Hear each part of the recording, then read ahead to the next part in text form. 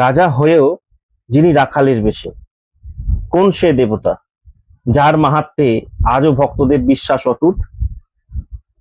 নমস্কার বন্ধুরা, আমি টাপাই শরণাগতিতে আপনাদের সবাইকে জানাই স্বাগত। কেমন আছেন? আশা করি ভালো আছেন, আমিও ভালো আছি। এটা হচ্ছে টালার মোড়। তো এই রাখাল রাজায় আসতে গেলে কিরম ভাবে আসবেন? আপনাদের আসতে হবে হচ্ছে বৈচি স্টেশনে। মনে রাখবেন কিন্তু বৈচি গ্রাম নয়, বৈচি স্টেশন।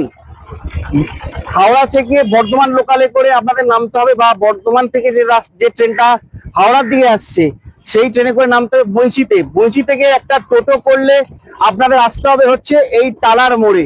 এই যে রাস্তাটা দেখা যাচ্ছে, এই যে এই রাস্তার এইটা হচ্ছে টালার মোড়, এই বৈচি স্টেশনের দিকে চলে যাচ্ছে। আর এই যে আমার ঠিক পেছনে যে আমার এই যে রাস্তাটা, এই রাস্তাটা সোজা হয়ে গুড়াপ হয়ে চলে যাচ্ছে একদম Durgapur expressway, new Delhi road. আর এই যে টালার মোড়, আর এই রাস্তা সোজা চলে যাচ্ছে আপনার জগৎ গৌরী আর হচ্ছে রাখাল রাজা মন্দিরের দিকে। তো আপনারা বৈশি স্টেশন থেকে একটা টোটো করে এই 25 টাকা মতো ভাড়া নেবে, আপনারা চলে আসবেন এই টালার মোড়ে। এখান থেকে আবার টোটো করে আপনারা জগৎ গৌরী আর রাখাল রাজা দর্শন করে নিতে পারবেন। প্রথমে পড়বে জগৎ গৌরী, তারপর মাঝখানে পড়বে জগৎ গৌরীর পুরনো মন্দির, আর তারপর পড়বে হচ্ছে রাখাল রাজা। আর যদি আপনারা মনে করেন আপনারা ডিরেক্ট বৈচি স্টেশন থেকেও একটা টোটো বুক করে রাখাল রাজা জগৎ গৌরী আপনারা দর্শন করে নিতে পারবেন। আর একটা কথা বলি, যারা এই জগৎ গৌরীতে আসছেন প্রণাম করতে বা রাখাল রাজা আসছেন, অবশ্যই উদয়পুরের মা বেহুলার মন্দিরটা দর্শন করে নেবেন। আজ আপনাদের নিয়ে চলে এসেছি পূর্ব বর্ধমানের এক অত্যন্ত পরিচিত ও ঐতিহ্যবাহী ধর্মস্থানে। মন্দিরটির নাম রাখাল রাজা মন্দির।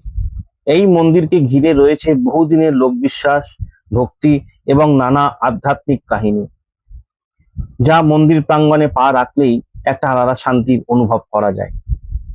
মা জগৎগৌরী মন্দিরকে বাঁ দিকে রেখে মাকে প্রণাম জানিয়ে আমরা রাখাল রাজা মন্দিরের দিকে এগিয়ে চলেছি। এটি হচ্ছে মা জগৎগৌরীর পুরনো মন্দির। এই রাস্তাটি ধরে চলে যাওয়া যায় পুরনো মন্দিরে। আমরা একদম সোজা চলে যাব আজকের আমাদের গন্তব্যস্থল রাখাল রাজা। বর্ষার এই সুন্দর গ্রাম্য পরিবেশ দেখতে দেখতে আমরা এগিয়ে চলেছি আজকের আমাদের তীর্থ দর্শনে। ভিডিওটি দেখতে দেখতে অবশ্যই আগে লাইক করে দিন, এবং যদি আপনাদের ভালো লেগে থাকে তাহলে সবার সঙ্গে ভিডিওটিকে শেয়ার করে দেবেন। যারা এখনো সাবস্ক্রাইব করেননি, দয়া করে চ্যানেলটিকে সাবস্ক্রাইব করে শরণাগতি চ্যানেলের পাশে থাকবেন, যাতে আরো বিভিন্ন মঠ মন্দির এবং বিগ্রহ দর্শন করাতে আরো উৎসাহ হই। সেই জন্য অবশ্যই সাবস্ক্রাইব করে পাশে থাকবেন। সুন্দর পরিবেশ দেখতে দেখতে আমরা চলে এসেছি রাখাল রাজার একদম মেন গেটে। এই মেন গেটটি ক্রস করে এখনো প্রায় 1 কিলোমিটার মতো আমাদের গ্রাম্য পথ ধরে যেতে হবে আজকের আমাদের গন্তব্যস্থল পূর্ব বর্ধমানের রাখাল রাজা মন্দির। দেখতেই পাচ্ছেন মন্দিরের প্রবেশের আগের পরিবেশটা কতটা সুন্দর এবং কতটা শান্ত। প্রতিদিন বহু ভক্ত এখানে আসেন রাখাল রাজার দর্শন পেতে এবং নিজের মনের কথা দেবতার কাছে জানাতে। রাখাল রাজা হচ্ছে মেনলি সাক্ষ্য ভাবের বিগ্রহ, তবে এই রাখাল রাজার বিগ্রহ থেকে কিন্তু বাৎসল্য ও মধুর ভাবেরও রস আস্বাদন করা যায়। নন্দ বাবার 9 লক্ষ গাভী ছিল, আর তাদের রাখাল ছিল হচ্ছে স্বয়ং গোপাল। এবার প্রথমে যখন গরু চড়ানোর সময় প্রথমে থাকতেন হচ্ছেন গোপাল, এবং তার সাথে থাকতেন হচ্ছে গোপ বালকগণেরা, এবং তাদের পিছনে থাকতো হচ্ছে গাভীরা। গোপাল কিন্তু মেনলি ছোট ছোট বাচ্চা গরু চড়াতো। আমরা সবাই জানি তারপরের ঘটনাটা কি, সেটা হচ্ছে যে কোনো একটা সময় যখন ইন্দ্র গোকুলে বিশাল বর্ষণ করে, গোকুল হাহাকার অবস্থায় পড়ে যায়, আর ঠিক সেই সময় রাখাল রাজা গোপাল গিরি গোবর্ধন পর্বত ধারণ করে সবাইকে রক্ষা করেছিলেন।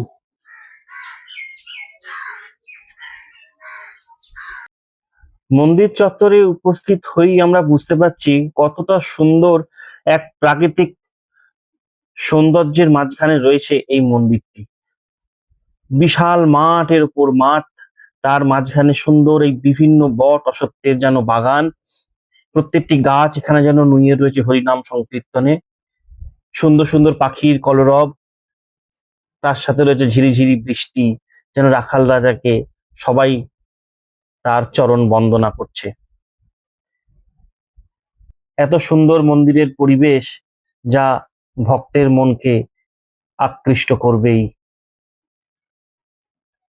পূর্ব বর্ধমানের এই নির্জন গ্রামেই লুকিয়ে রয়েছে প্রায় 500 বছরের এক আশ্চর্য কাহিনী, নাম রাখাল রাজা মন্দির।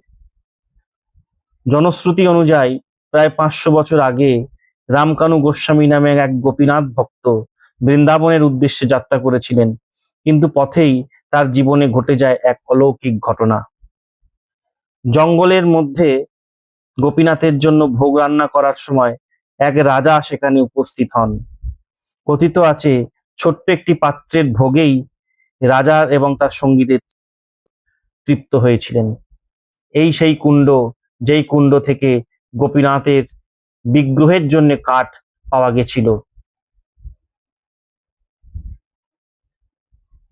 এরপর রামকানু গোস্বামী স্বপ্নাদেশ পান, বৃন্দাবনে যাওয়ার আর প্রয়োজন নেই, এই বাংলার মাটিতেই প্রতিষ্ঠা করতে হবে রাখাল রাজাকে।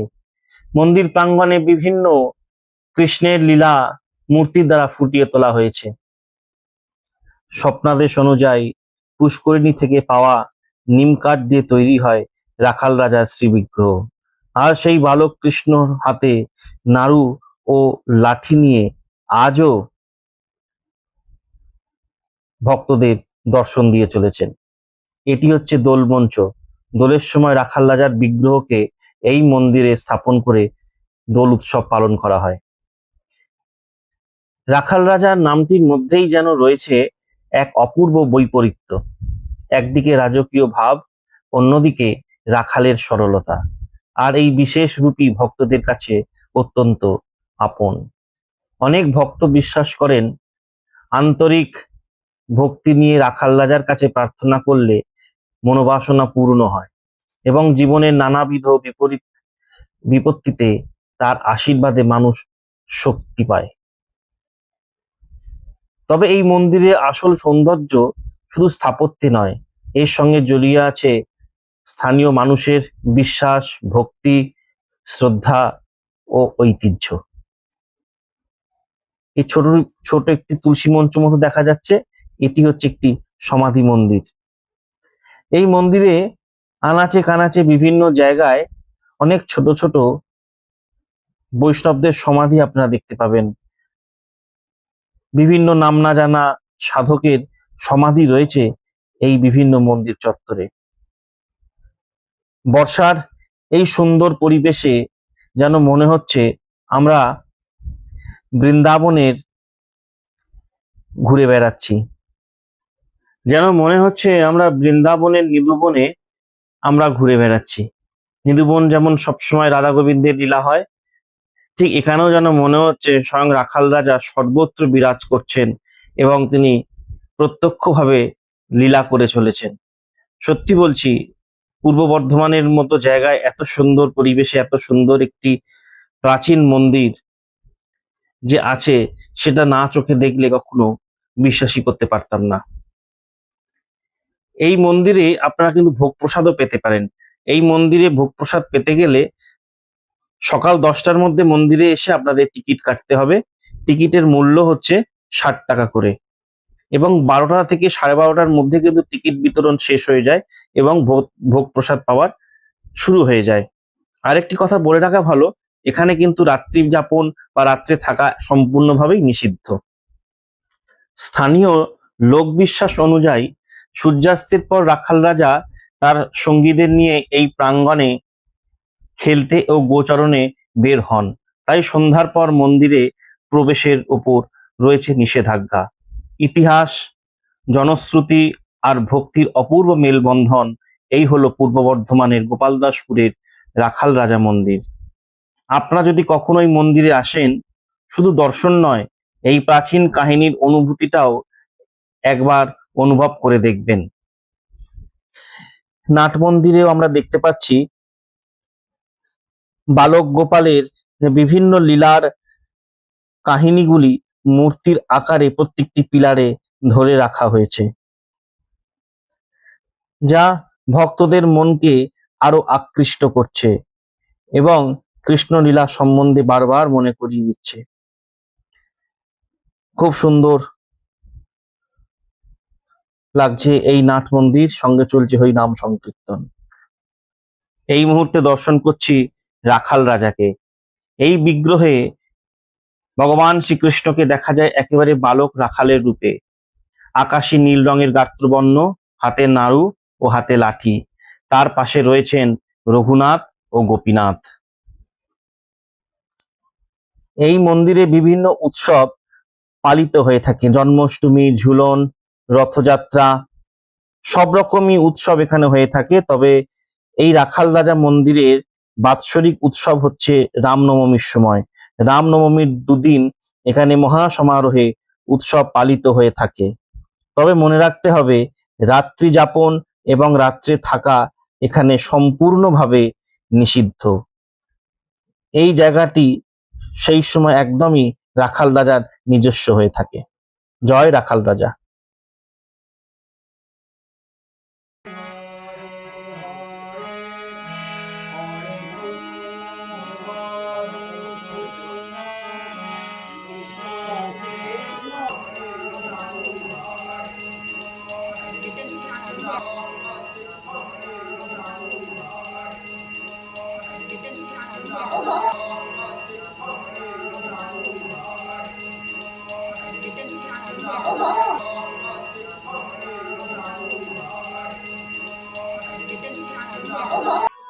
রাখাল রাজার এই সুন্দর পরিবেশে এই রাখাল রাজার আপনাদের দর্শন করালাম।